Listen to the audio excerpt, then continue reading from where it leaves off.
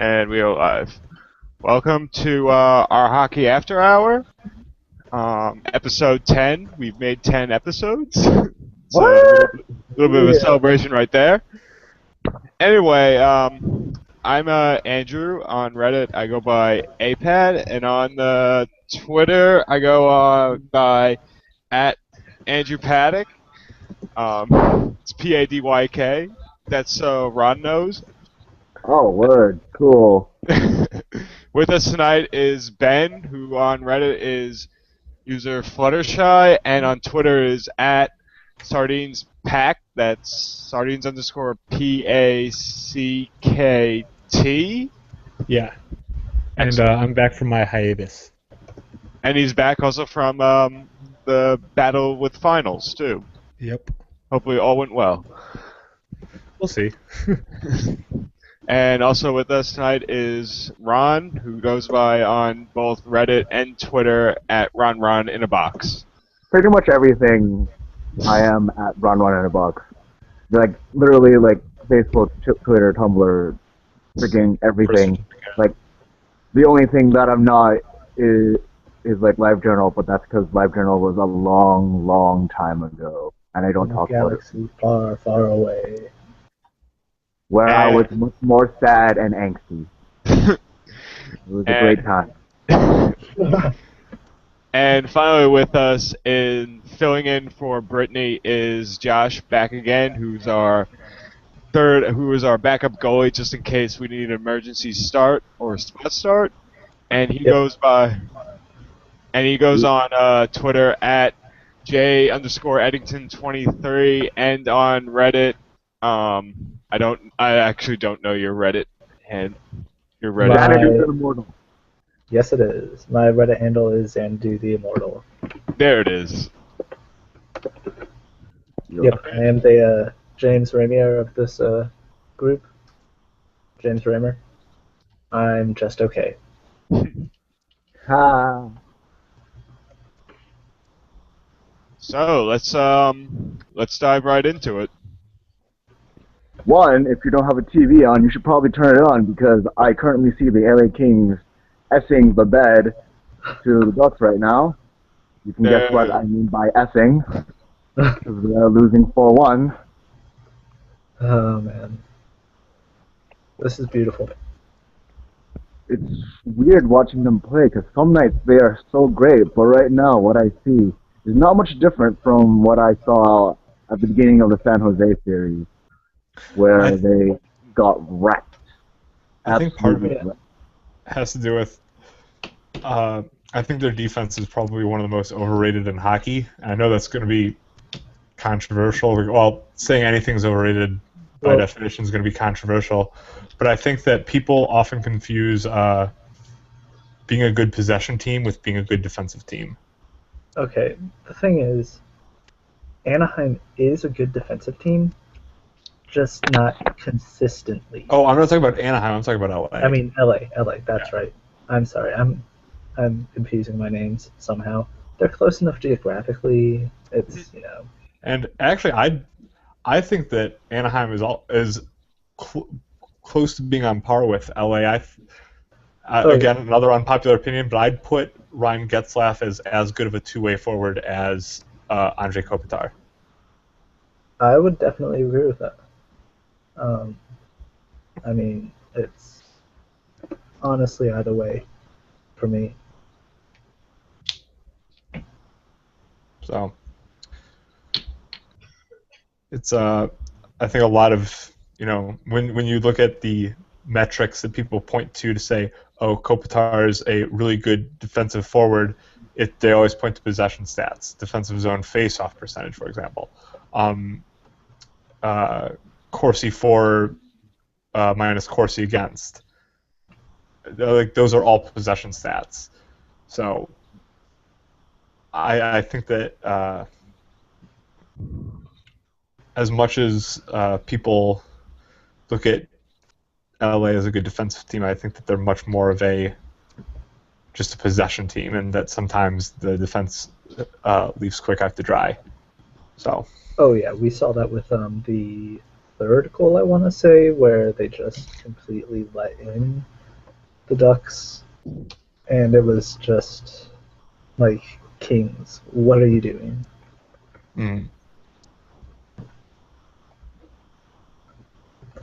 But it's actually kind of funny because on the Fucking Awesome podcast earlier today, I had asked the question, will we see the return of the Swiss cheese, quick, and Kings defense? And sure enough, it was a future prediction that I am quite proud to make. So I'm hoping and praying that we will continue to see these cheese team, well, these cheese players, I would rather say, because I really want Chicago to go and play Anaheim. See, I'd Yeah. rather Chicago play LA, but that's just because we always play LA really well in the playoffs. That said, Ari actually literally asked a question that was literally, Josh, how do you now feel that LA has made Swiss cheese out of my prediction? That Quick had it down. So, I am proud to make that prediction. suck it, Ari Raid. I was really proud of my prediction at the beginning of the season, where there was like some prediction thread on Reddit or something, and like I think I was the only person who said Colorado is going to make the playoffs, Winnipeg won't. I'm very proud of that one. I would be proud of that too. That was a bold prediction, Cotton, and it definitely paid off. Now the Well, at the best same in the time, Central like, guys- Division, no, but It's Winnipeg, guys. Like Winnipeg well, at the time everyone was talking about how great Winnipeg's going to be, is going to be, not is. There's a difference. or is going to be in the 2013-2014 season. Really? Yeah. The I preseason, must have everyone missed that was conversation. picking Winnipeg to come out of the Central Division because everyone thought the Central Division was really weak. It was Chicago, St. Louis, and then everyone else. Little did they know. Yeah. Man, this season's been freaking weird in like Yeah. a really good way. Well, it depends what fan base you're part of. If you're a Yeah. Vancouver Yeah. fan, you're probably not too Yeah, happy. I'm actually about to take that back. I'm gonna take that back and just sit in the corner now. and Washington Capitals. console myself. Yeah, I know. As a Tampa fan, this season was weird and just I Oh, don't yeah. even know kind Adam of. Bishop turned out to be a good goalie. Oh, he turned out to be the best goalie ever for us. Well, okay. I would place him up there with Kabi Bolin because he played phenomenally. It's just that we overplayed him. I mean, the guy, his wrist was just, oh god. I feel so terrible for him. Like, if I saw him here in Tampa, I would just go and hug him, no matter how weird it felt for him. Because I love that man for what he's done to us. And then just this season has been crazy for Tampa. I mean, Steven Stamkos breaking his leg, playing 12, like, just AHL players, 12 rookies. It was so crazy. And then the big trade. That, yeah. Which, speaking of Marty St. Louis, he had a good night last night, which I'm happy for him. I will say that. Am I still salty over the trade? Yes, but after what he went through this past weekend, sorry, I'm happy for him. Yeah. Yeah, I will say that since the last podcast, I'd been saying repeatedly that I was exceedingly bored with the Rangers-Pittsburgh series. I think after the last game, I can take that back, because from what I saw that last game, that was a hell of a game, and I'm really glad for Marty, and I have nothing but good things to say about that after. So I think if they can keep that pace up, Game 7 will be a good one. I'm not certain if the Rangers will be able to pull it off, and even then, I'm not sure if they'd be able to best Boston or Montreal, but I think it'll be a fun one to watch. like I've said, I don't know, like 2 weeks ago or something, when the playoffs were just starting, I see the Rangers as the one team that can actually beat Boston. I think that, well, in part it's because I think that Pittsburgh and Montreal have been kind of overrated this year. But like their position in the standings don't really reflect how good of a team they are. But I think that the Rangers are just a very good all-around team. They adapted to a new system well,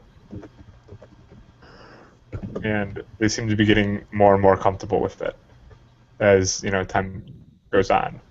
I mean, we all saw what happened at the beginning of the season with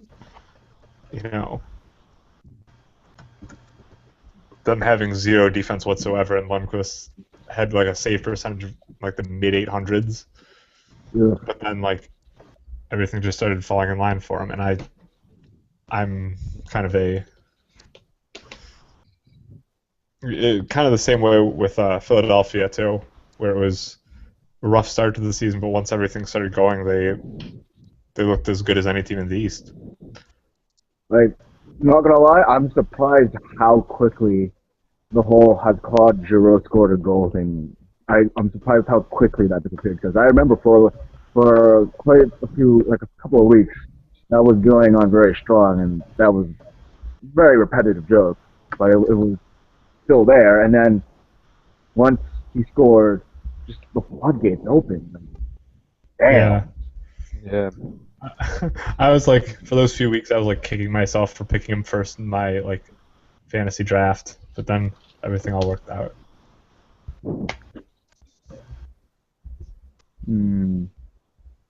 Well, I think we do have a lot of questions that we do could already? go over. Yeah. We have a lot from We have Aisha. a ton. We have a ton. I'm gonna blame Aisha, Twick, and Ari Ray, both of which are on the Fucking Awesome podcast. I think a couple others are freaking talking a lot too. So, first Lynch one. like Char's doll. What? I must be missing a reference. Is it what player would we lynch, like a Chara doll, maybe? I don't. Which player would you lynch? Like, I guess if Char had a doll and Char ripped its head off, and Char got mad, so You can't lynch something without a head. That's kind of how it. yeah. Kind of how you lynch something. I'm gonna say Rafi Torres, just because. Yeah. Why are we talking about brutal? What is your favorite flower? Whole the whole grain flower, whatever. Why are we talking about like brutally murdering people? Because it was asked about. Because Aisha. Because it's it's the after cup. hours. Yeah. Because it's the cup. Ooh. Did you guys tweet about because it's the cup? Oh wow. One of the Anaheim players just got shoved straight into the pole by Drew Doughty. Yeah. That was, Someone. Speaking of Drew Doughty, he's a great defenseman, but I mean, when you look at LA's defensive core, like Who else? yeah. Voinov, like Yeah, Voinov and Voinov would be like on the Blackhawks third pairing. Oh god. And I don't know. I'm just. I guess I'm heavily of the belief against that LA. LA's defense is extremely overrated. Not just their defensemen, but their defense as a team. And people need to stop treating possession stats like their defensive stats. Not to say they're not related, they're just not the same thing. Yeah. Your core C4 has nothing to do with your ability to clear rebounds. Oh god, Corsi. The most overused statistic. Yeah, and it's not just overused, but it's.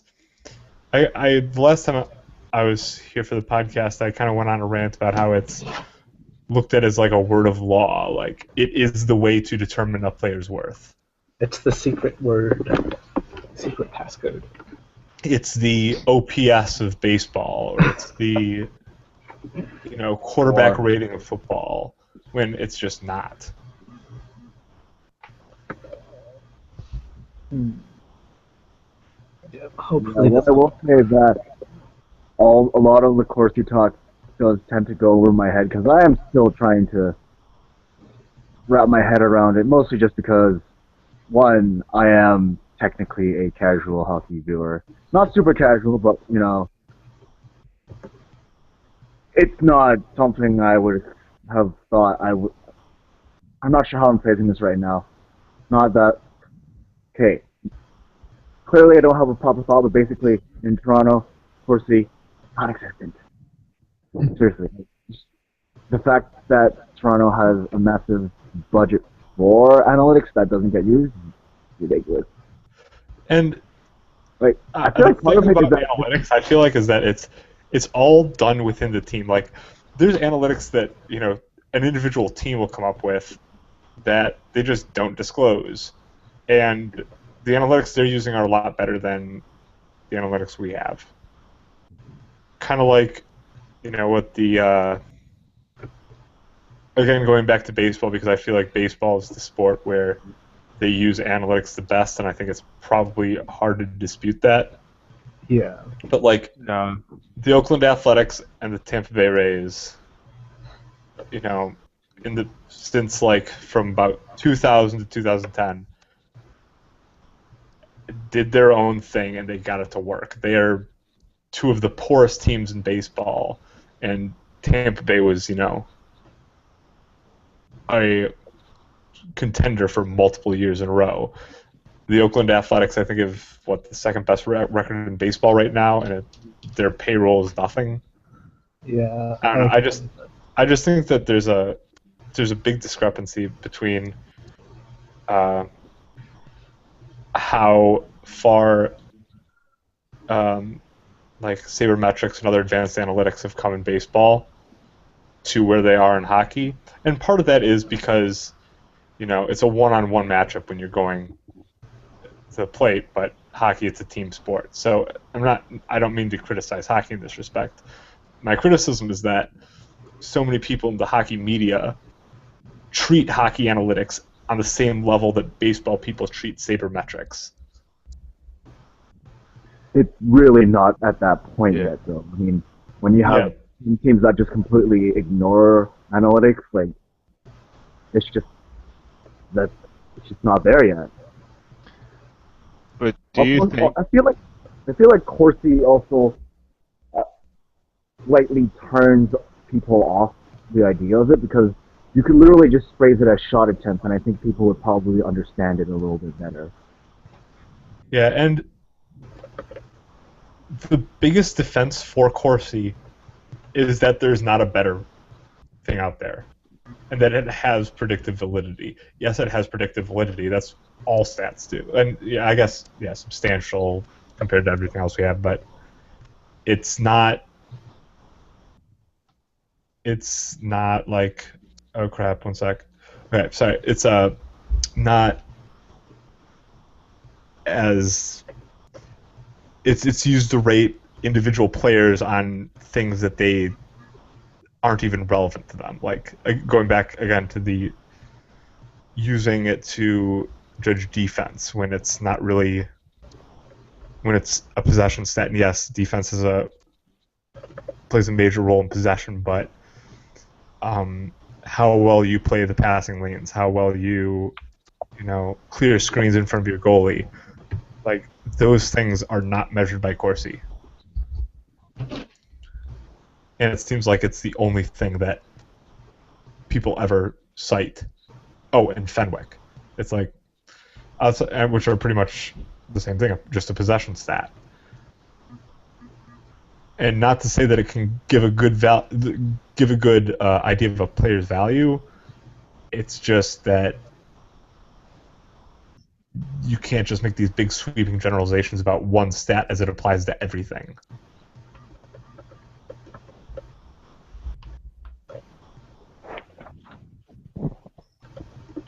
I just have one question though. Do you think because of the success of sabermetrics in baseball that has led to the expansion of analytics and trying to use analytics successfully in other sports such as hockey with Corsi and other types of analytical stats?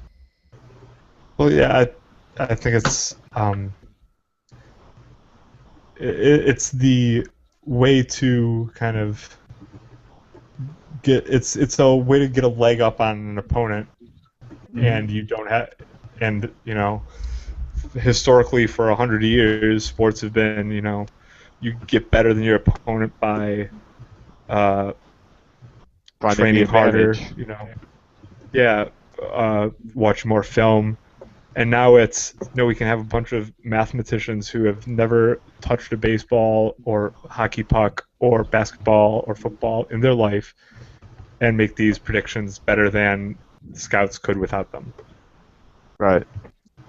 So I guess, yeah, there's an attempt to emulate them. I just feel like that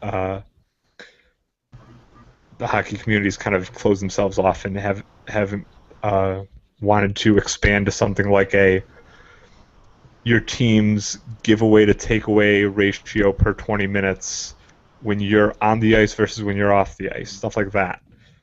I mean, those types of things need to be, because I think that could be as good of a possession stat as Corsi. Mm-hmm. Another thing that kind of just entertains me in that kind of condescending way, like I meant that in a very condescending way, is the way that ESPN has their own little formula that's better than quarterback rating because it takes into account running, like the quarterback's ability to run, but they don't release the formula to anyone. It's like, yeah. I've looked so hard for how they calculate QBR. It's nowhere on the internet. And it's like, they constantly cite it during the football season. It's like, well, this quarterback's QBR is... And it's like, it's nothing. For all I know, it's a bunch of ESPN analysts decide to give a quarterback a rating on a 1 to 200 point scale. You average everyone, and there's their number. Like, for all I know, that's what it is. I've just come to the conclusion that ESPN is just talking out of their asses most of the time about this stuff. It's like the CNN I get hired by ESPN because I talk out of my ass all the time? Yes. Word. I got some tweets here from Ari directly addressing what she's been saying these last few minutes. She says, good analysts don't only reference Corsi or confuse it with defensive capacity. I don't understand what strawman you're beating. Additionally, good defensive teams let up fewer shots. Fewer shots reflect possessions. So Corsi and Fenwick measure one aspect of defense. Well, she went defensive, but I think she means defense. It's not the end all. It's not the be all and end all, but that's important to note. Okay, better teams defensively tend to block more shots too, and a blocked shot goes down the same as a breakaway shot on goal. And which team is the better defense? One team's defense might be better at playing. Might just focus on playing the passing lanes. One team's defense might be focusing on playing the shooting lanes. There are so many other variables that affect a team's Corsi that I can't see it as a stat to measure defense, especially considering that, in my opinion, that it's still above all a possession stat. And doing things like keeping the puck in along the boards is as important as a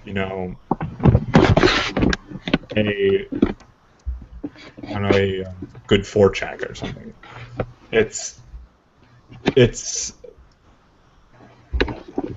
I don't know. I guess I've made my points. I still don't see how it's any more a defensive stat than a possession stat.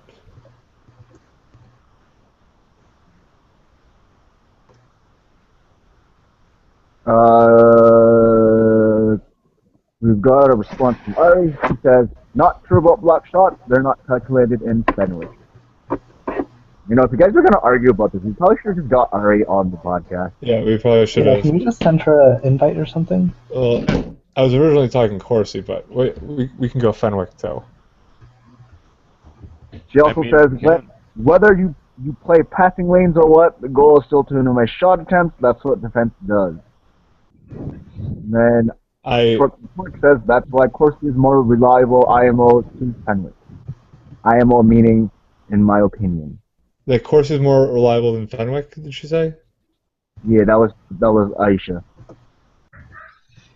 Oh, okay, good. I was gonna say they're. Okay, I thought Ari was contradicting herself for a second. Okay, never mind.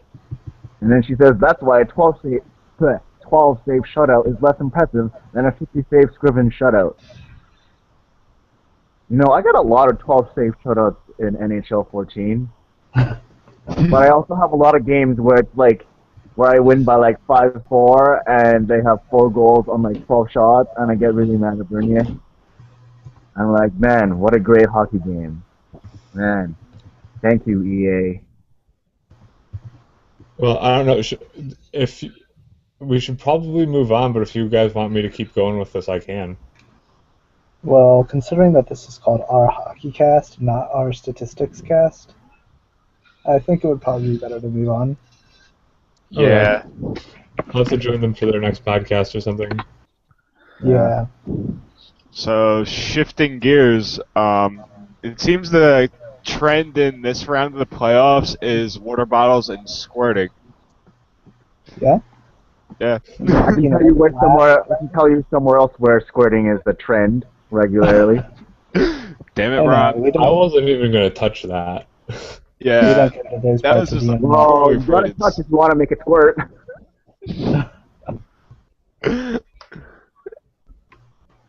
Anyway, Yeah, I will note that you did get a lot of people talking over Twitter right now.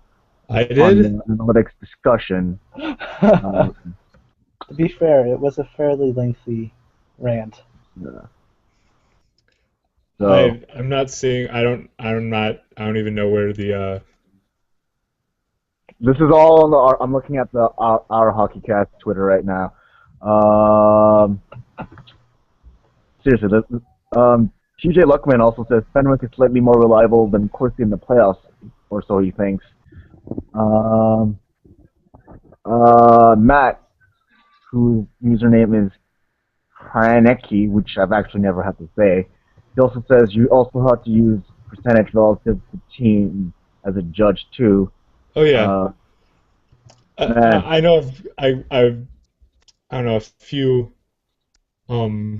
episodes ago, I went on. Actually, no, it must have been like a month ago, where I went on about like the hard versus the Haro, and how 7 of the 9 best all-round defensive forwards, all things considered, came from 7 of the 9 happened to come from the teams with the 2 best goalies in the league. 7 of the 9 best defensive forwards. So, it's just I feel like so many of these statisticians are trying to force statistics, and it's like, oh, here it's like they're cherry picking their p-values. It's like, oh, this works, we'll just use this, and then when you look at like the results it produces, no, 7 of the 9 best defensive forwards in the league are not on LA and Boston. Yes, they probably have a higher rate than most teams, but that's just bullshit. Where it's like the entire, like 2 or 3 entire teams had all of their forwards below average. And it's like that doesn't happen. Like that's bordering on a statistical impossibility. Yeah. And I wish I was getting the responses. Did you know that two people can log onto a Twitter account at the same time? No. It's possible. Oh, really? Yeah. Yeah, I'm just multitasking all my screens right now. Yeah, we totally posted the link to this freaking to this particular podcast by accident. Both Andrew and I tweeted the link right about the same time. Yep. Huh.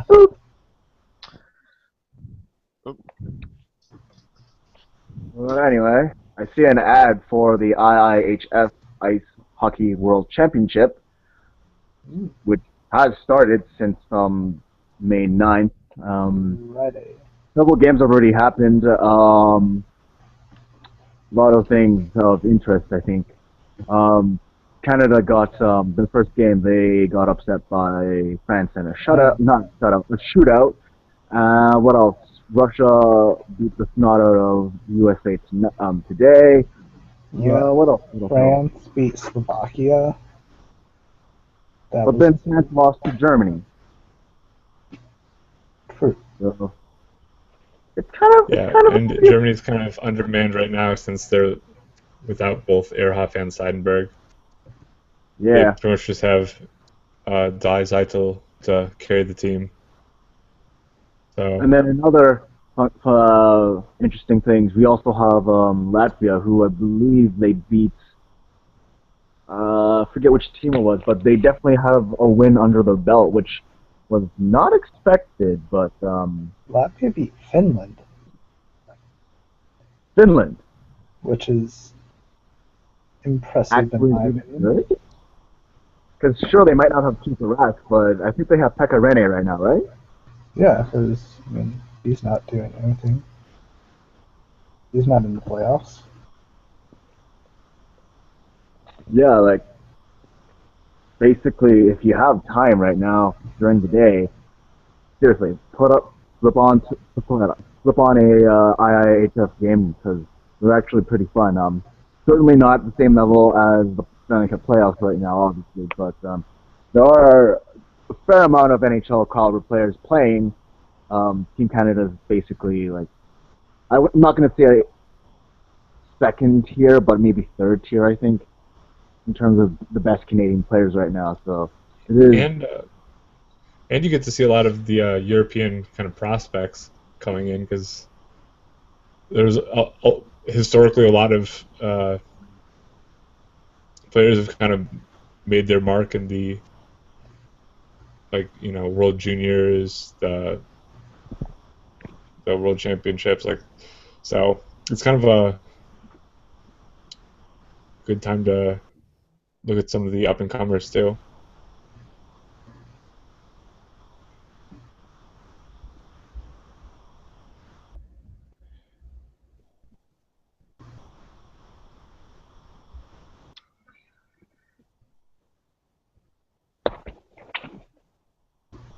Guys, this is a podcast. We're supposed to be talking.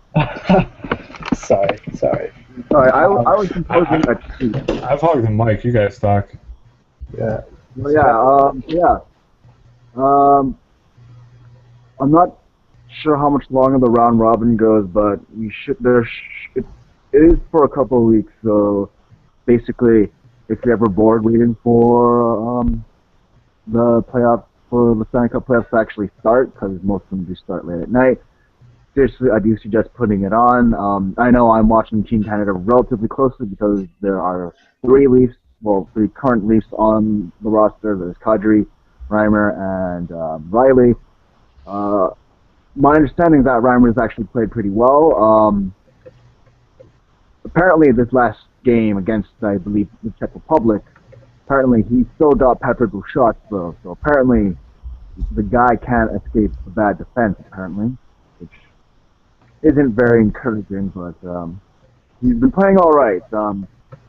The first loss against France, I'm not really going to pin it on him because I think he played decently well. That first game, Team Canada just wasn't. They didn't look like they gelled very well. They looked a little bit slow out the gates. And not to mention the fact that, you know, a shootout, what's a crapshoot, man? Like, but yeah, and Scrivens was in net for Canada's first win, and he looked pretty solid there. Also, his pads look amazing, so if you haven't seen a picture of Ben Scrivens' pads for the World, do yourself a favor and look them up. But he also has an unfortunately boring mask. It's just white.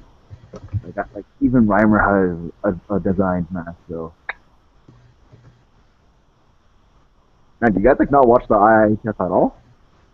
I haven't been up to date with it, mostly because I've been doing my resume, so that's what I've been doing in the day. Following it, not watching it. Not watching it. I don't. Yeah, no, not watching it. I mean, thankfully I'm done with my resume building right now, so I mean I can start watching it tomorrow.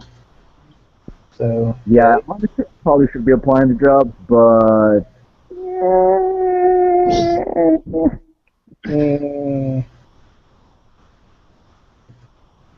just as an aside, people still are discussing hockey analytics right now on Twitter. Oh my gosh. Our statistics guest. Wow. Where were you during the great analytics war of 2014? I was creeping this entire conversation from the Twitter account. I was listening because I had no opinion whatsoever. Same here. Yeah. You can't see me, but I am nodding my head and smiling. And pretending like I know what's going on. Yeah, anyway. Yeah, so IIHF, really difficult to say. Definitely some good hockey there, especially if you're bored in the day. If you're not done your resume stuff, like Josh wasn't, go and do your resume stuff. But if you do have the spare time, I do suggest you look it up. For the Thomas Hertl fanboys, he's playing with Yager right now on the Czech team, so that's something you might want to take a look at. And what else? I think we could probably pull up a couple of questions if I could find a question that isn't related to analytics. Because I know we had some, but the current our HockeyCast analytics page is not analytics page. Notifications page is just littered with analytics discussions. Like I'm actually having trouble finding not analytics related stuff right now. Seriously, we should probably get Artie or someone else to come on the podcast at some point to talk about this stuff because, man, I feel you guys could just butt heads for an hour. I want Jessler to come on the podcast so we can discuss save percentages for goalies because that one I'm a little more passionate about. Or tweet at him and invite him to the podcast or something. I wrote out an entire rant about. 15 minutes ago, after I tweeted as a joke #our CorsiCast, Lux the Fox said, "Hey Blake, the Twitter said the magic word," and then Blake and Lux both freaked out for quite a while because apparently we said the magic word on the Twitter. Still struggling to find actual questions though. Talk about PK Subban. We should talk about using #AskOHC if you have questions so I can easily find them. Just saying. Okay. I try to avoid talking about PK Subban because I can't stand the guy, but I can't deny his skill, so I just don't like talking about him. I respect him as a defenseman, but God, if he does not annoy the living hell out of me. Yeah. My honest opinion, he is an amazing defenseman. I would love to have him on my team. Oh God, yes. And he's flashy, and he does do things that I think if he was any other player, people would probably rag on him at the same time. But I think he probably gets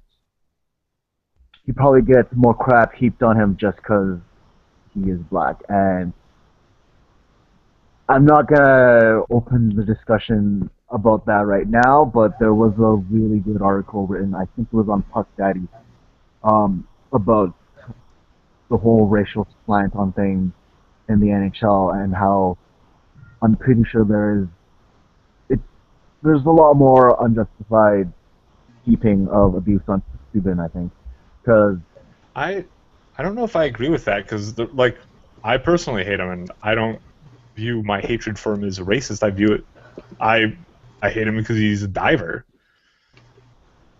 I mean, well, it's as simple as that. the point that the Puck Daddy article made was that obviously you're not. No one here other than Donald Sterling is gonna obviously say, "Yo, I'm a racist. I hate black people." No one's gonna straight up say that, and it's not that people are outwardly being racist. It's that there is that race. There's the racist undercurrent. That there's something slowly, not slowly, but like it's just go. Then why don't people hate Simmons or Kane or someone like? People do hate Kane. Okay, well, Not hate. I guess you're right, but on him. okay, Basically, I'm just trying to regurgitate the article right now after reading it once. okay. But I can probably link the article. I do think it's a really well done article, and it probably touches on points well better than I can right off the top of my head. But basically, I don't think people are outwardly racist. It's just there are those racial undertones that are there, and naturally, as the sport, it has been dominated by white people for so long. I think it's something that is there, and basically, it's much more than I can talk about in 5 seconds unprepared. I'll just link to the article and then you guys read it over and ponder it. Also, probably shouldn't read the comments. I haven't read the comments myself, but I imagine they are probably a very dark, terrifying place to go. Ron, do you know your camera's on right now? Son of a bitch! Oh, I missed that whole thing. It's still on. You guys want to see my dick? No. I will pass on that. Oh yeah, you guys are gonna pass my dick.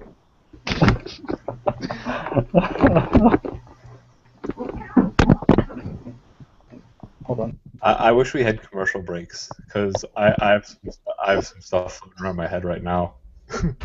Yeah, I feel like I could have actually talked about the Subban thing properly had I thought about knowing that we were gonna down and gathered some thoughts on it. Because right now I am like stumbling over my feet right now, and that feels embarrassing. I was referring to the comments about penises. Never mind.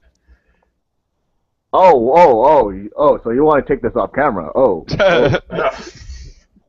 Yes.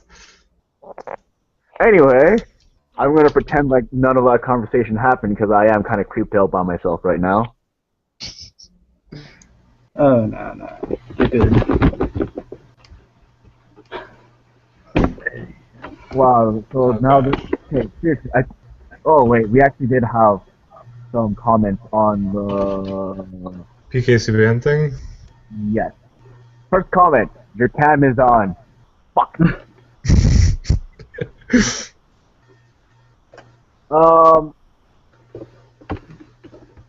Let's see. TJ Luckman says no one's gonna say that they're racist, but as the PD article says certain code words clearly went into how the author feels, and yeah, I think that's yeah. Yeah, but I feel like if you're just gonna say, oh well, people hate him, and he's black, and if you're racist, you're not going to outwardly say it. That means that a lot of the people that could be criticizing him are racist. Like, that just seems... And then it jumps from could be to are. I don't like that jump in logic, and you can't really substantiate that jump. You can't substantiate at least that jump in logic. You can say that, yeah, I can agree with the premises. A racist person is probably not going to overtly say that they're racist. And that if you are racist, you're going to hate a certain player for his race. But I guess just assuming that every single person that hates a certain athlete is a racist is just kind of like I hate PK Subban the same way I hate Lehman and Chris Bosh and anyone else who dives. Yeah, I'm gonna actually tweet out the link to the article right now, just so anyone listening can read it if they haven't read it yet. Basically, I don't have much that I think I can add to it that hasn't already been said, either in the article or I just don't have the right perspective for it either. But I'm gonna tweet this out loud.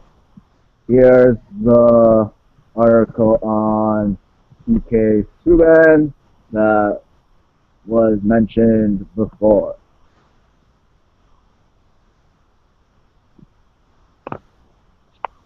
Man, this has been a very serious and relatively on-topic podcast. I think this happens every time Josh gets on. Or maybe it's Brittany's absence. I think it was just like a Brittany always sidetracks us. Actually, no, it's me. Because the first one I was on... Normally by now, we would have been interrupted by... Yo, Bear, what the fuck are you doing? Bear, stop running around. Bear, I need to do the podcast. Brittany, if you're listening, we still love you. I mean, like... Brittany does the best, but this happens every time. Hashtag just Brittany things.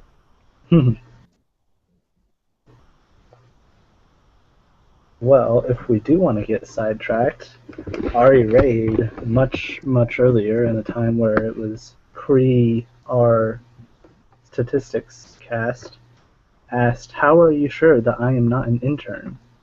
Referencing back to when I think Ron... I messed up really badly. Yes.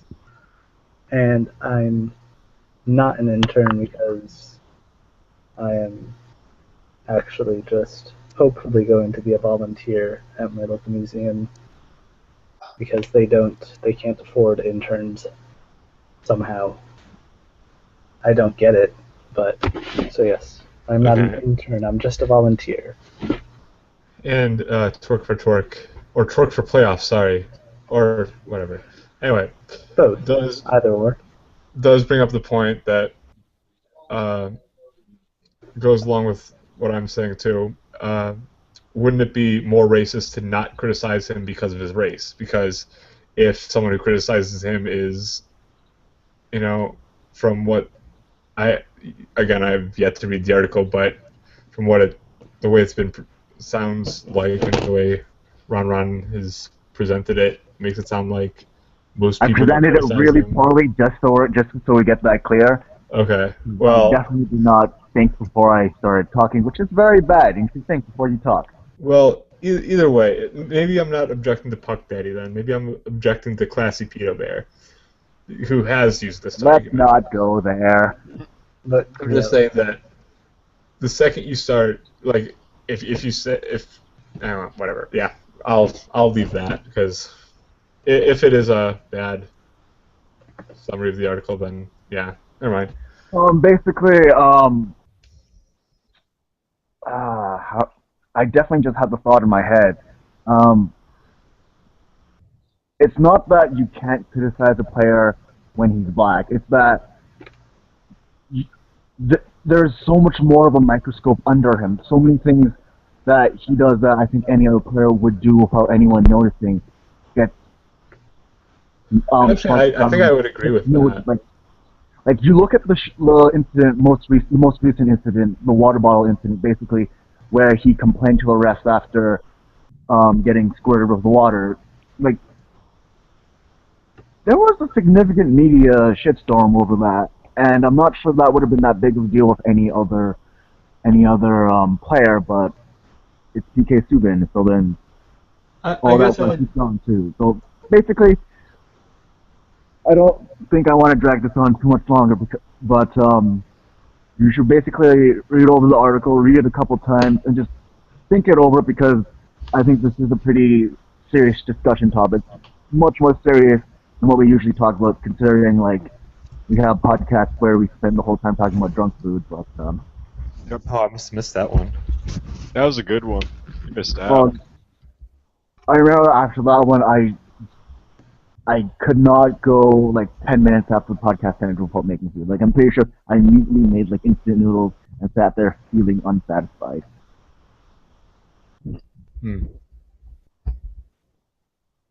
Yeah, didn't that conversation start with talking about poutine? What are we not talking about poutine? We're always talking about poutine. Yes. I could really go for some poutine now. I've still have never had poutine. What is wrong with you? I was shocked and surprised when I managed to find a place at Ohio State serving it. Briefly, but still. Like, I'm legitimately surprised that poutine isn't more prevalent in America just because it seems like it would work so well with you guys. Like, Is that like... and there's gravy and there's cheese. I don't know why you guys wouldn't want it more. Hey, I do want it more. Is prevalent like a Canadian pronunciation or something? Prevalent? Prevalent? Yeah, I've never heard prevalent ever. I might have also just pronounced it weird. I'm Okay. not 100% sure because, I'm while I doing would like to culture. think I'm great at English, I kind of do screw up words sometimes. Like, I mean, at least you're not pulling an Aisha, messing up names. we should fire Randy Carl. Wait, really? Yes. She legitimately said Randy Carl. Ooh. I'm so sorry for bringing this up. And while we're here, isn't David Krejci so underrated? No, our big thing now is how do I Unjinx David Krejci? Yep, Probably okay. never mention David Krejci again and it'll eventually go away. I think that the whole just saying, how do I rid myself of... Bloody Mary. Yeah, exactly. I've heard that if you go into a dark room, look in the mirror, and say Ari, Ari, Ari 3 times, Ari Raid will show up and kill you. Because she You is realize, like, 300% done. a whole lot of us have said Ari a bajillion times, right? Yeah. Yes. So basically, we are all like overdue for 1 million deaths from Ari. So someone's gonna die tonight, is what you're saying. Probably me because I've been calling the Corsi and Fenwick stats into question. She's actually coming for you right now. R.I.P. in peace, then. Rip in peace. 2014. Never forget. Never forget.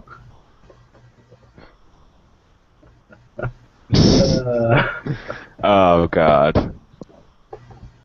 I wish Matt didn't have a protected Twitter account because he just linked to Poland Yeah. Ball comic. Yes, I love that.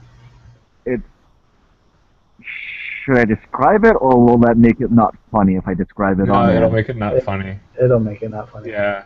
Yeah. Oh well, it's a great comic. If you guys follow Matt, then you can see it, but you can't. So we're just gonna hang that over your heads now. Ha! NHL Radio. Matt also says that NHL Radio was apparently saying how overrated Krejci is. Oh my God! Well, Wait, really?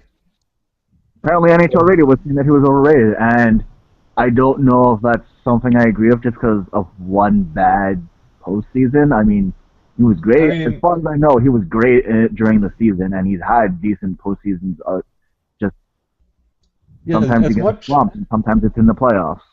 as much crap as I give Twerk, I mean, I think he's kind of rated. Haha, do you mean like just in the middle? yeah, He's neither underrated nor overrated. I think that he is the Charlie. consensus opinion is correct. Yeah, I'd say I'm not gonna say he's like amazing. I'm not gonna immediately clamor to have him on my team, but like, he's good. He gets the job done, and he scores sometimes, not all the time, but you know, he's a good player. Not Yeah, great, not amazing, but he's also not terrible. When you win the President's Trophy, you kind of expect that the first line center of that team is going to be better than who David Krejci is. You'd probably expect like a Taves or a Getzlaf or a Crosby, but he's still a very good first line center. Yeah, he's very serviceable. Yeah. Serviceable as a first line center because he's more than serviceable.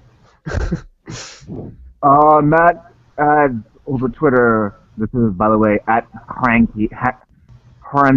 I still have no idea how to say it. He adds that, Hranecki, I don't know. Basically, he says that the NHL radio was saying he isn't showing when it counts is what they were going for. Which... I don't think we can say that until they're truly eliminated, because if he shows up next game, or the Bruins move on to the next round, and he shows up, then who knows, right?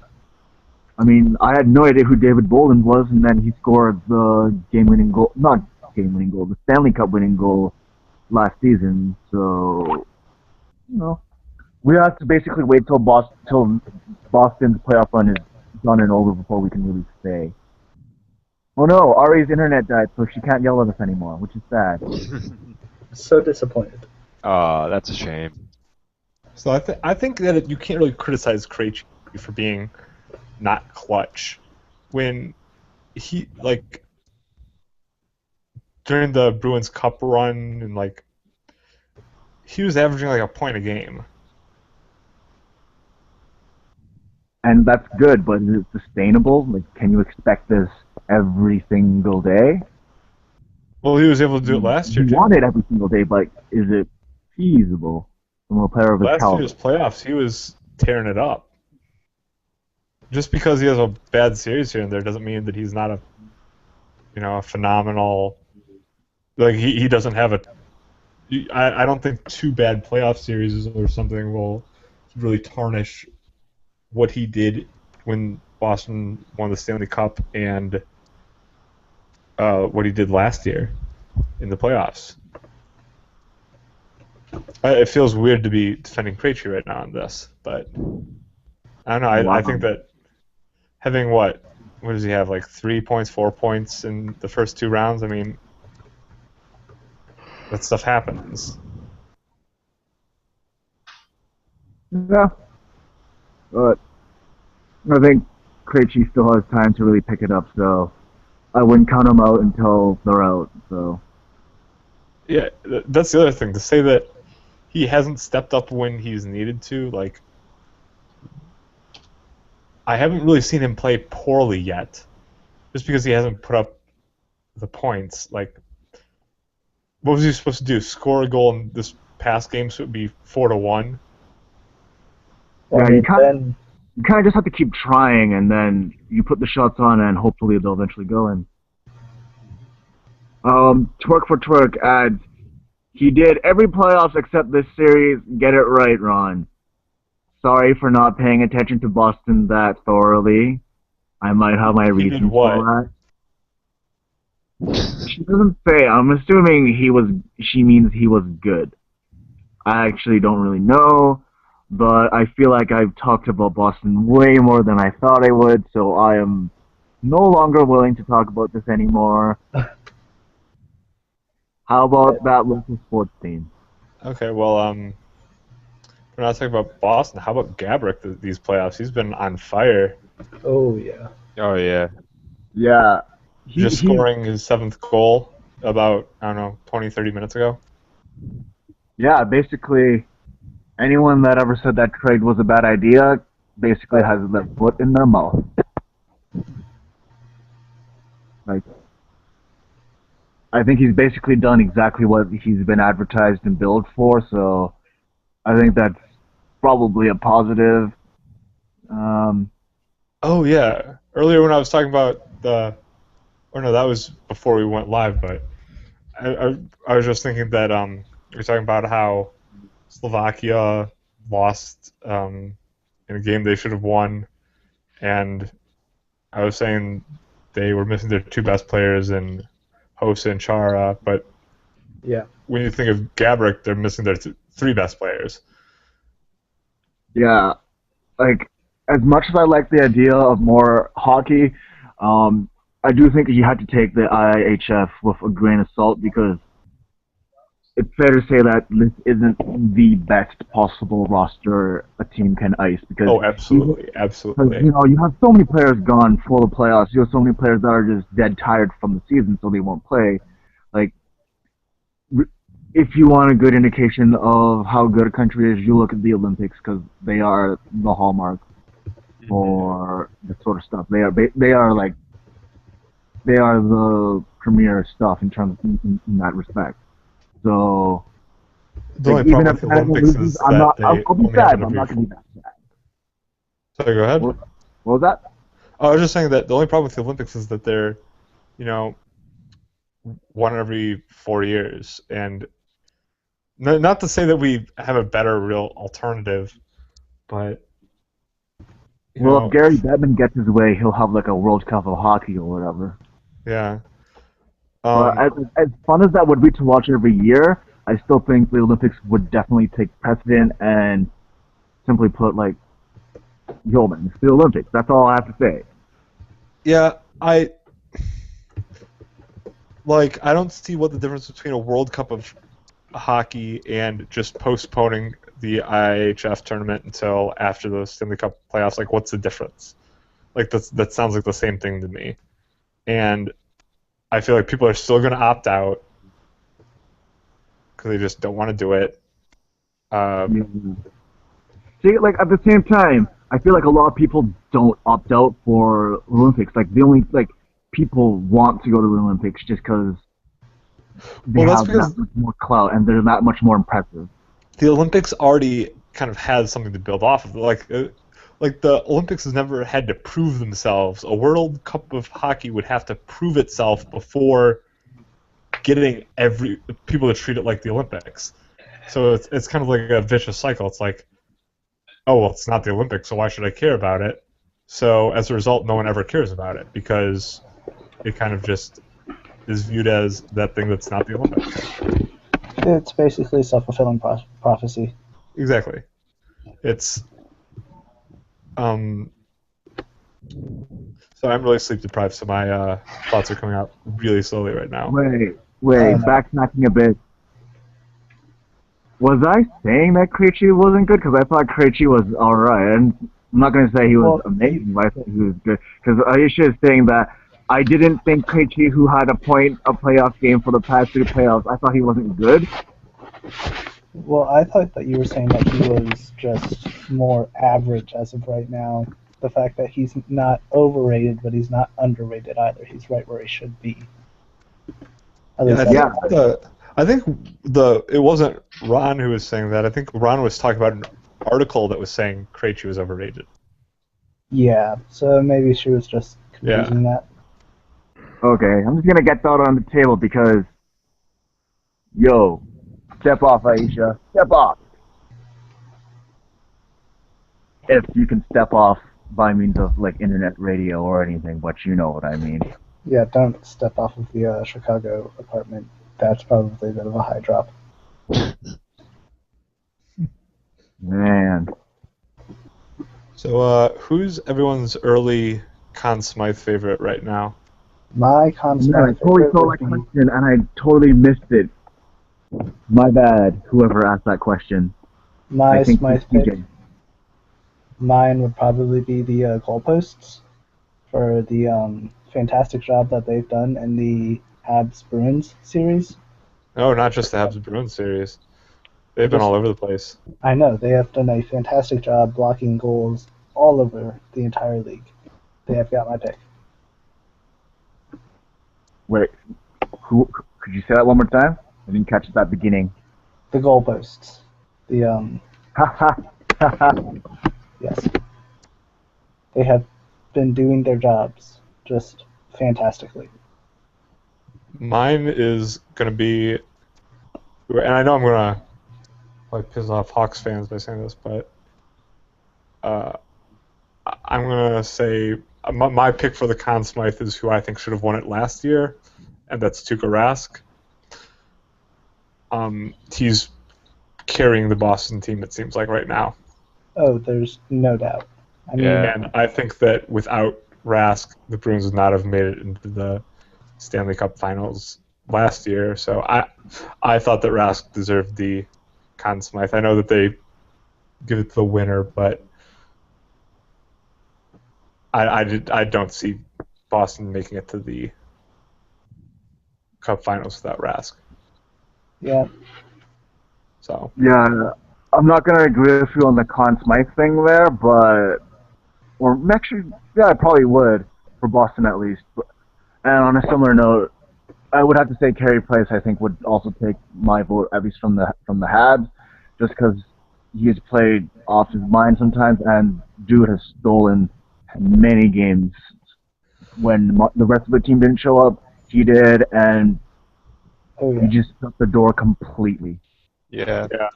I don't think you can ask any more from Carey Price. also kind of might be seen as a weird pick, but I might say Suter too deserves some talk. Like, he's making life really, really hard for the Blackhawks right now. I will definitely agree with that. And He- he's a -4 right now. You know, 7 points in 12 games isn't great, but I mean it's not bad, but it's not great. But I he's know. playing If you're phenomenal playing, defense. that many minutes and you're only a -4, I think that's not bad at all. Yeah, considering you went against the The Avalanche and Blackhawks. you go against the team that was probably the second best team in the regular season.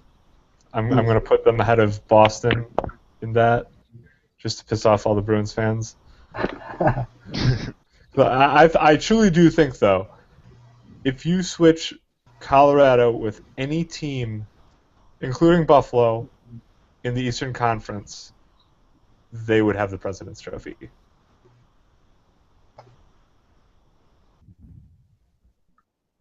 Yeah.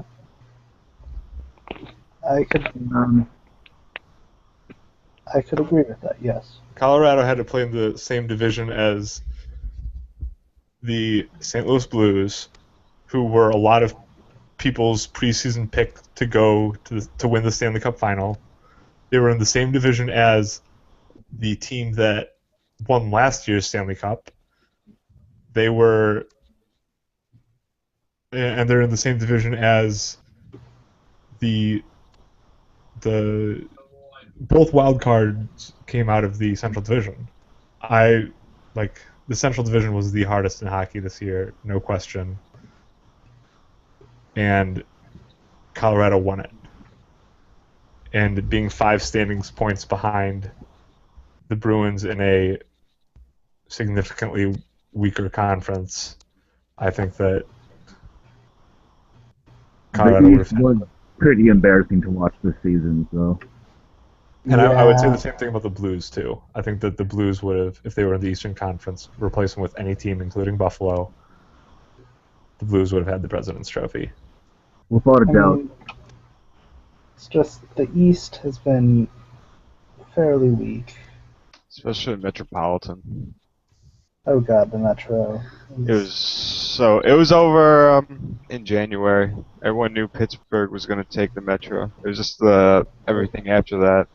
Yeah, it was Place. the final 2 spots, and then the wild card. That was the big question. Yeah. Philadelphia came third in the division, and they were a +1 in goal differential. Jeez. Wow. I mean, Detroit got into the playoffs with a -8, so Yeah, but they were a wild card team that got in by the skin of their teeth. yeah. TJ Luckman. Philadelphia was the same seed as Chicago was, and the same seed that LA was, or I guess I should say is, but Philadelphia And Montreal. was a third seed, just like Chicago and LA. Yeah, and Montreal too. I guess I still view Chicago and LA as another level than Montreal though. But I wouldn't count Montreal out just yet. I'm not saying to count them out. I'm just saying that when it just comes to overall talent, and if you were to match them up with the other 29 teams in the league, I think Chicago and LA are coming out better more often than Montreal is. I'm in no way counting them out of the playoffs.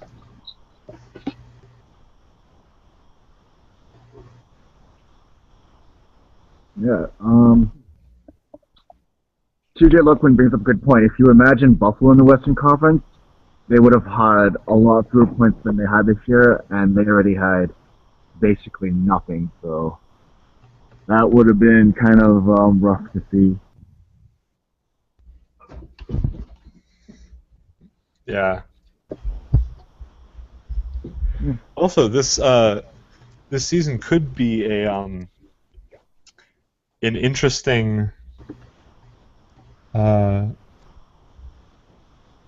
of look at if they want to reformat how the draft works, because there will be teams that will tank for McDavid. Oh god, yes. And Yeah. I've heard two solutions. One I preferred to the other.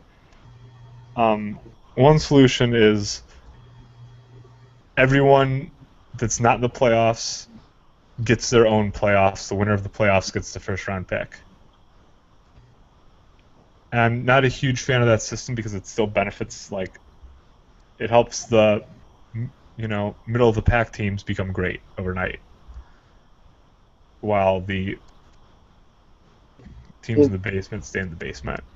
It makes you strive to do better, is the thing. Yeah, but I think that there's another system that the one I prefer that could also work, and that's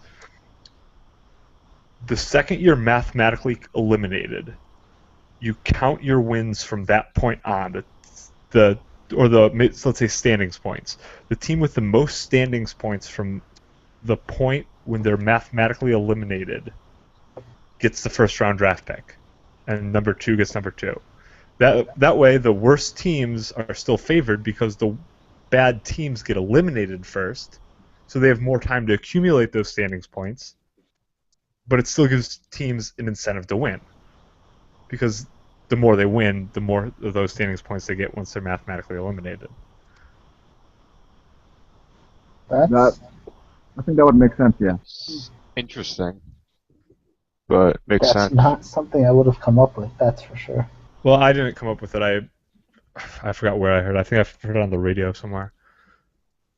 But Yeah, I feel like I read an article that suggested a similar thing. yeah, I saw an article if too.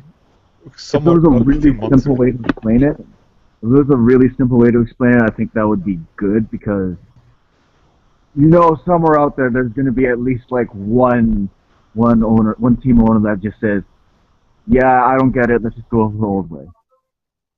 I feel like if they're a billionaire, they should probably be able to get something like that simple. Yo, but people are also astoundingly lazy. You forget that, right? Yeah. Yeah. Also, for anyone watching or not watching the Ducks Kings Yeah, game, the Kings just scored. they are now down 4-3, so I would not put behind the comeback. Oh no, they're They've gonna pull. Still This is 5 minutes left, too. Yeah. A lot can happen.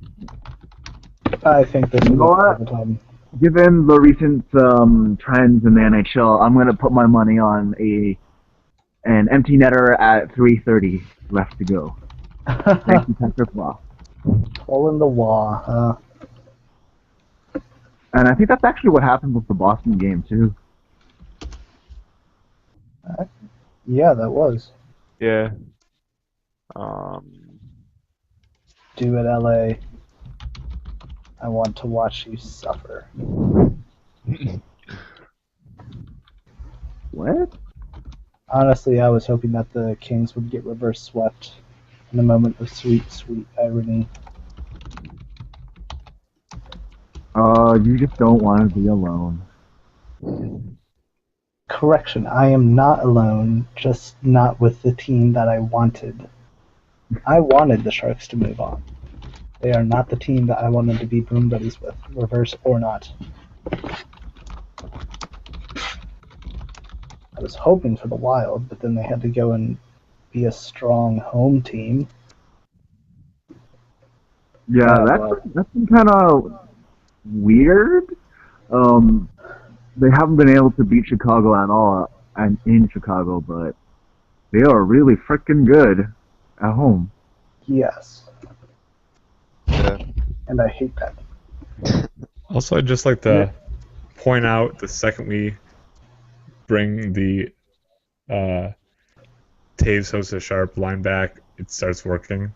Like, stuff just starts falling into place. Including on the lines including lines outside of that line, stuff starts working.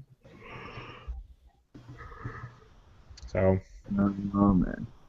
Like, I feel like if there was a Chicago game right now, there'd be so much for you to talk about.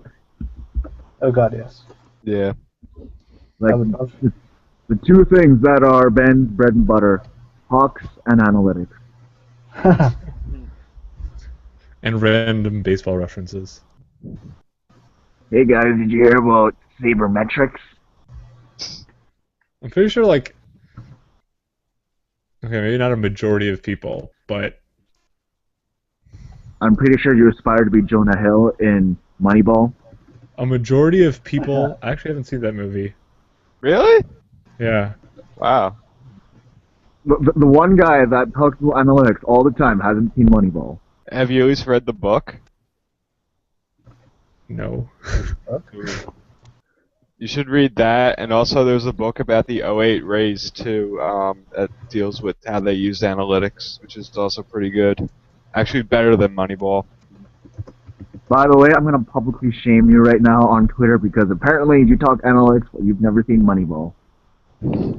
I hope you don't mind.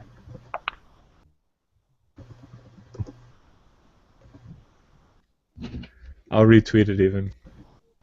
Yeah, just give me a sec. I gotta tweet this first.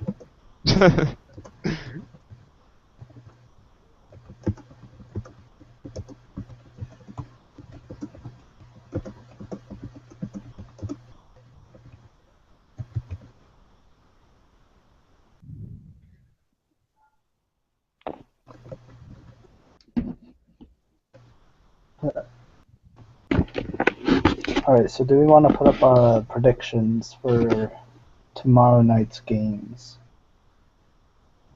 Why not? Okay, so first game would be Pittsburgh and New York. What's going on here? Only because I don't even think that New York. I don't even think that New York's gonna win. But I just think that I would pick New York over just about anyone, so I'm gonna say New York. I'm picking the Rangers as well. I think coming off yesterday's game, they have a bit of momentum, and hopefully they pull it out, even though I do not really care for this series at all. Yeah, I think I'm gonna agree there and say that the Rangers. I think they will have this one. I think they might have to go to overtime because Pittsburgh isn't exactly a bad team, but I think they really do have the momentum at this point. And there was this interesting stat that basically said Lundqvist apparently is extremely clutch in elimination situations, where basically whenever the Rangers are in an elimination game, he just plays extremely strongly.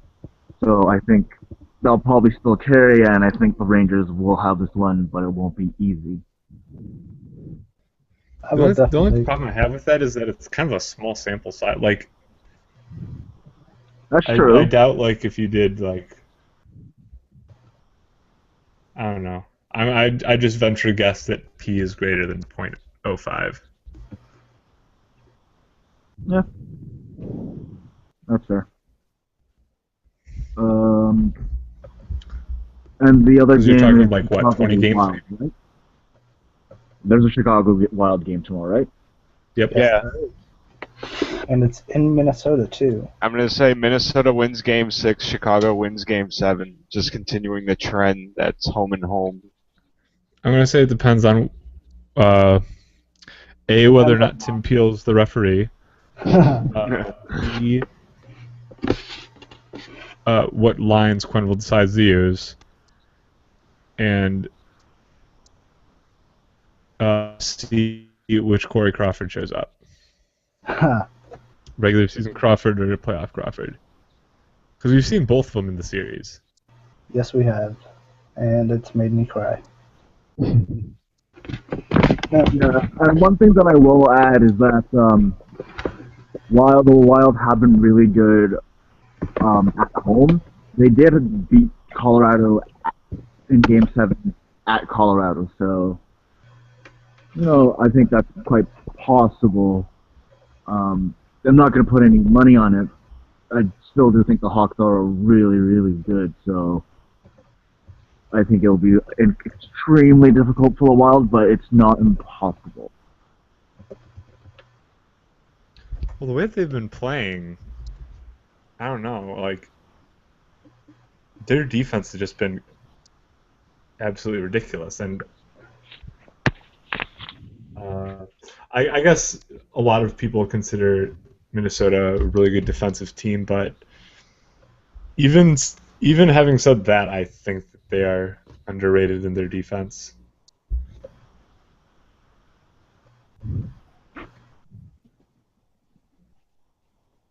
Like, they're just not letting shots through at all.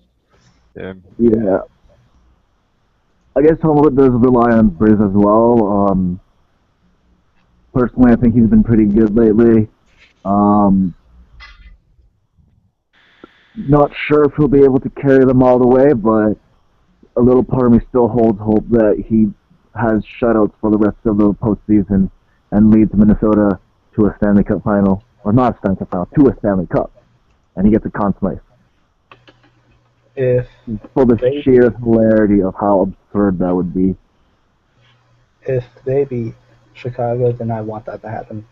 Shutouts all the way. I want to hear his acceptance speech and all the crazy prize things that he will say, and that our hockey subreddit will undoubtedly quote for the next millennia, because that would be amazing. I don't know. I think Hurdle's the new Brizgalov. I mean, Brizgalov's been around in the U.S. for quite a while. I think he's learned a little too much English or something, because there hasn't been too much out of him recently. Yeah, but he's still got his sayings, like, the whole entire blood pressure thing. What blood pressure thing? A reporter asked him if he was worried about the pressure. Oh, you're right. Okay, and never he's mind. like, He has what had his pressure? Blood good. pressure? Okay, never mind. I take that back. I forgot about that. Because that was only a few weeks ago or something. Yeah.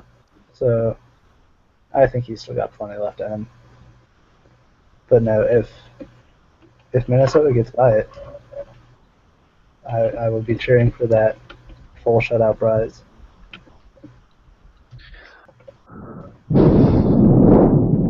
Alright guys, we have 1:40 left in the Anaheim game. What's gonna happen? I'm gonna hang my head in shame because they're only pulling quick now with 1:15. There he goes. So, my prediction was wrong. I am sad. But that said, they have been coming close. Like, the Ducks are on their heels right now. Oh yeah. Oh man, they are playing real. This is good hockey right now. Oop. Are we just gonna sit here and live podcast our reaction to this game, or You know it. happening? Yeah. I'm going to put that by TV. Yeah, I'm not sure what else to say right now. I'm just there's 35 seconds left. Oh wow, you're really far ahead of me. Yeah, I'm at 50 36. seconds. Oh, Called an actual TV. I guess I'll save my rant about save percentage and Jeffler thinking that save percentage is the only thing that matters for my next podcast. Yeah. You could maybe bring Ari or someone who's willing to butt heads with you on that one too. See, I don't know if anyone would be butting heads with me. But hey, Like, I don't think it's too controversial to like, I don't think I'm being the contrarian here. well, maybe not butt heads then, but if we are gonna talk about it, we might as well have more opinions on it, right? Yeah. Yeah. So I feel like a majority of people will say that save percentage is not the only stat you should judge a goalie on that can be used to judge a goalie's talent. Oh shit! Did they do it? I'm totally fucking around with you guys. Yeah. Because the TV's faster. Yeah. No score. The Ducks got this one 4-3. Yep. You might want to work on your acting a little bit, Ron. What? You might want to work on your acting a little bit. All right, there we go. I'm totally not a drama major. Way to go, Ducks. In Soviet Russia, Ducks, fuck you. Yeah. So, if the Kings can bring it back to Game 7?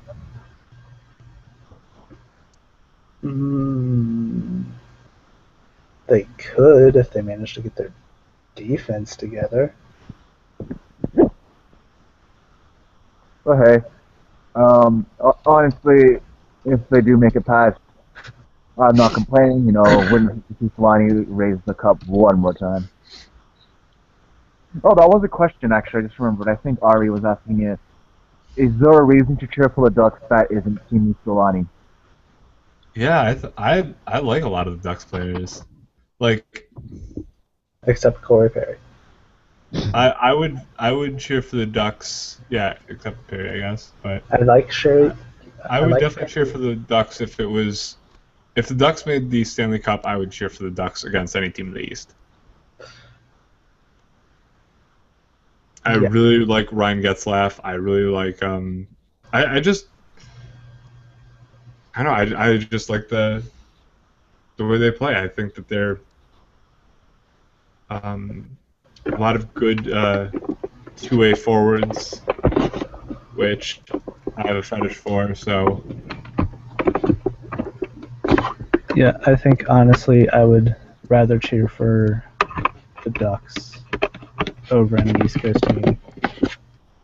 I mean, I generally do like the Kings a lot, but basically watching this series makes it really hard to pick between one of the two, because quite frankly, I think the Ducks are a very well done team. Like, the only thing you could really ask them to improve is their goaltending, because Hiller is inconsistent and Anderson is good, but he's hurt.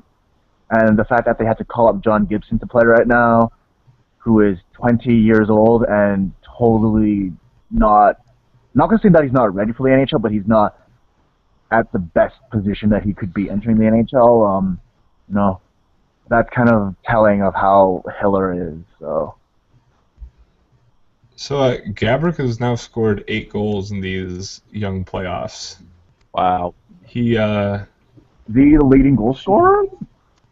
Yeah. I think so. He has to be. Well, he came into this game being, I think, tied for the lead at 6, right? And he scored 2 more today, so he has to be the leader. 1 sec. Yeah. Quickly Google this. Malkin, Jokinen, and Gaborik were... Oh, and Bickle. Bickle doesn't count. I'm sorry, but... so many Hawks fans make excuses for why he was a healthy scratch so many games, and it's bullshit. He wasn't fucking trying. Park in front of the net, have him deflect shots. Same thing that Bufflin did, and then we let Winnipeg overpay for him. Like, it just confuses me, because strong playoff performer, it's good to be a strong playoff performer when, you're also good during the season, but that's all I hear people talk about Bickle. He's just like, And like, he's how never can on the you first justify line except for the playoffs. He's never on the first line except for the playoffs. Like, how can you justify a paycheck if you can't play consistently year-round? If you don't make the playoffs, then why are you paying him money, right? Like, Yeah, sure, Chicago is making the playoffs, so that's fine, but, like, that's perplexing to me. Like, it's the exact same thing as, like, paying David Clarkson so much money. Oh, he's a character guy, he'll be great in the playoffs. Well, the Leafs aren't in the playoffs. Like, it's working out fine now, but it just... I think that Ben Smith could do the exact same thing Brian Bickle does and better. I think we just made Ari mad. He tweeted, Bickle counts, WTF. $4 million a year for a trash man isn't exactly. Hey, if we were talking that, we'd be talking about David Clarkson. Well, no, I don't mean just a bad player trash man. I mean a guy that puts away the trash. Okay. That's what he does. He just gets the goal crease and looks for a rebound and tries to put it away. Gets a lot of pitching goals. The fact that he's just at that part of the ice all the time, you're going to get goals. Yeah. And there's a bunch of people that, big physical presences that could also do that.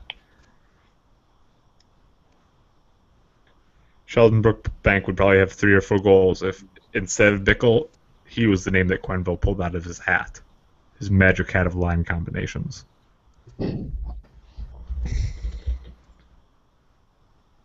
Oh, wow.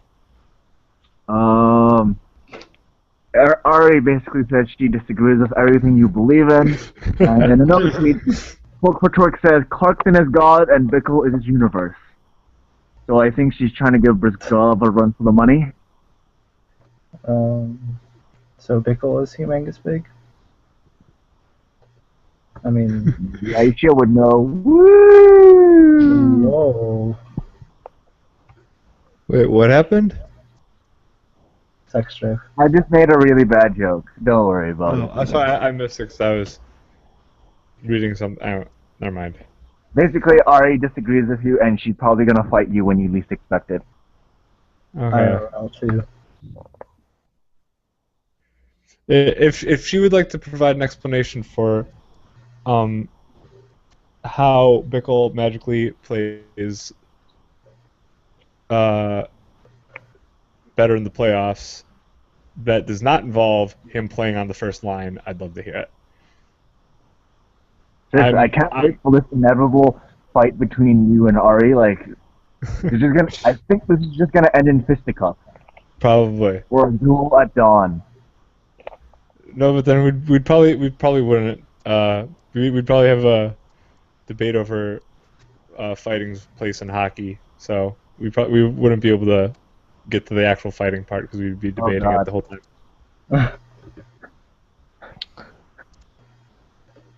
I feel like if Ari was a hockey player, I think she'd be the enforcer type.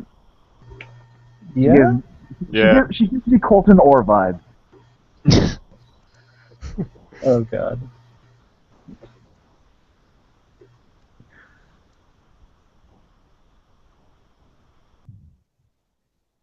Oh, yeah. I feel like every Hawks fan that we know is basically up in arms about this. Because Matt favorited Ari's tweet, and now Still Flying is asking Ari about what you said about Bickle. Whatever. Have fun dealing with them. I'm just saying. Tell me Ben Smith could not do the same thing. I don't know who Ben Smith is.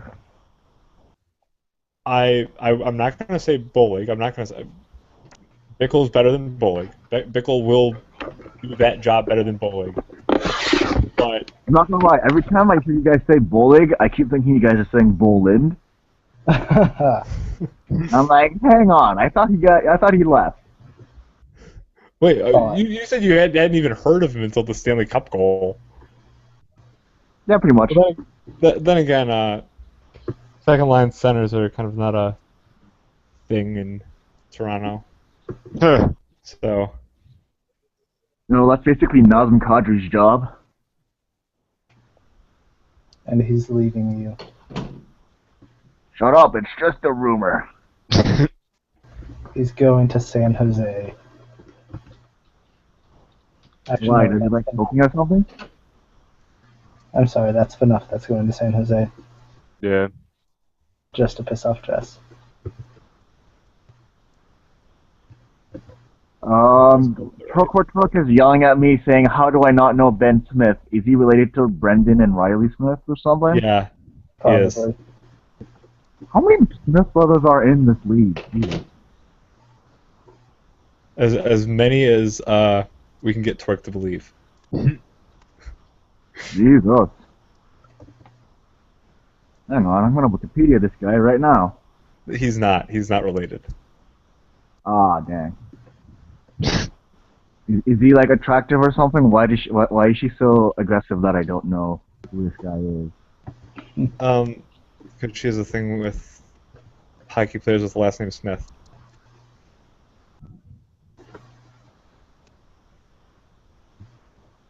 Ooh, here's a good point from Cyrone. He says, when you're always a playoff team, you can pay a player for the playoffs. What do you guys think about that? I agree, but I don't think that's what Bickle is.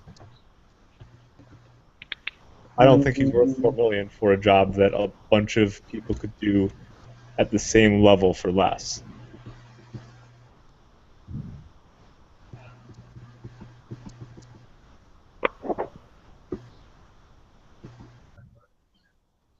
There's a lot of forwards that have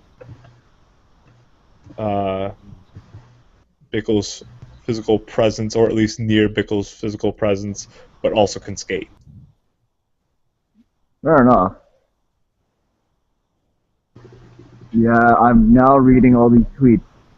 Now very belatedly telling me, no, Ben Smith is not related to Leo Smith. Okay, thanks. To be fair, they did just say that before we have figured that out ourselves. Yeah, we were. I was hoping we'd get her to believe it, but whatever. Oh, I just got another one from TJ. Thanks, guys! I definitely remember watching 24/7, and it was just Brendan, and they were only talking about Brendan and Riley, so I'm like, I don't think they are brothers. But I asked anyway, because apparently I have no sense of, hey, I shouldn't ask this question while I'm on air. Oh, Ari's got something to add. She says, I think Bickle's injury bothered him a lot this year. I think there's a lot to be said for keeping up with the top line. I don't know if she's going to follow that up with another comment, but... Well, okay, so let's say Bickle's injury was bothering him. Like, he's still no more than a... If he doesn't have any, if he doesn't have any, like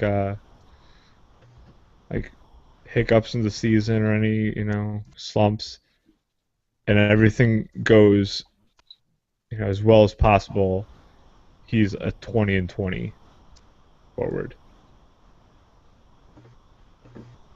on the Blackhawks. Yeah. Like,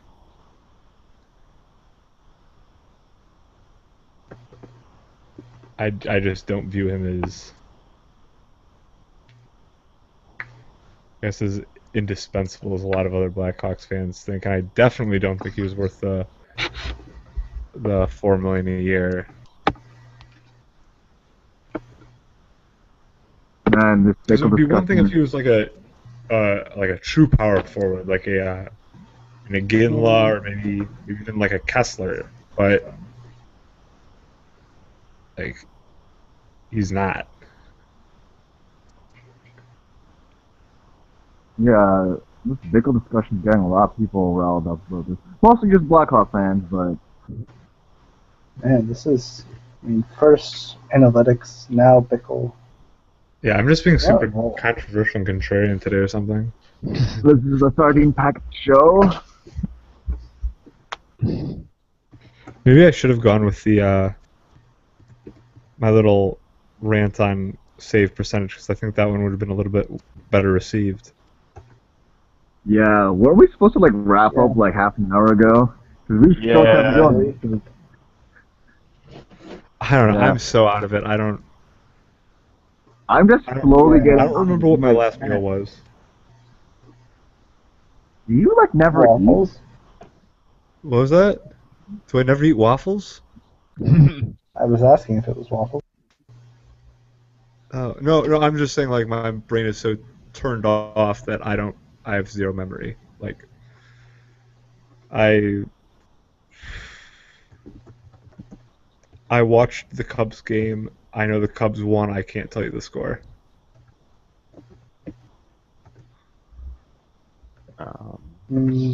Like I'm super sleep deprived right now. I don't follow baseball, so So, in light of that, do you guys want to wrap it up? I guess so. let's. Okie dokie then. This has been episode 10 of our Hockey After Hour. We made 10 episodes. Yay. Yeah. And you could follow us on Twitter at OurHockeyCast. You can visit our site at OurHockeyCast.com. All previous episodes from not only Our Hockey After Hour, but all the other shows that we do. You could follow Ben on Twitter at sardines_packed, PACKTY. You can follow Josh on Twitter at J_Eddington23. You can follow Ron on Twitter at RonRonInabox. And you can follow me on Twitter at Andrew Paddock. It's one word. Last name is spelled PADYK. And I like how you actually spell it out every single time now. Oh my god. I'm a creature of habit. Anyway. It's funny 'cause I'm making fun of you for it now, but if you didn't spell it out, I would definitely be ragging on you right now. God, yes. Yep. Ari wants me to read the rest of your tweets. Should I do it? Should I do it? No, I don't want to. I don't have to We'll respond to figure them it out. all because I already know that they're probably either defending Bickle or something. They're totally defending Bickle. He says, the Bickle one. I'm making an argument. You can't leave it incomplete. Guys, We what can. is it incomplete?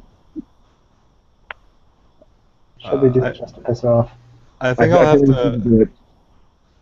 We just I make her think angry. Ari and I need our own podcast where it's like, Ari versus Ben. was it Crossfire? Was that the show? Like on some news outlet where they had like Republicans and Democrats debating? I don't know. Oh, whatever. on MSNBC. Yeah, something like that. I don't know. Sounds I'm thinking Ari and I need to have one of those.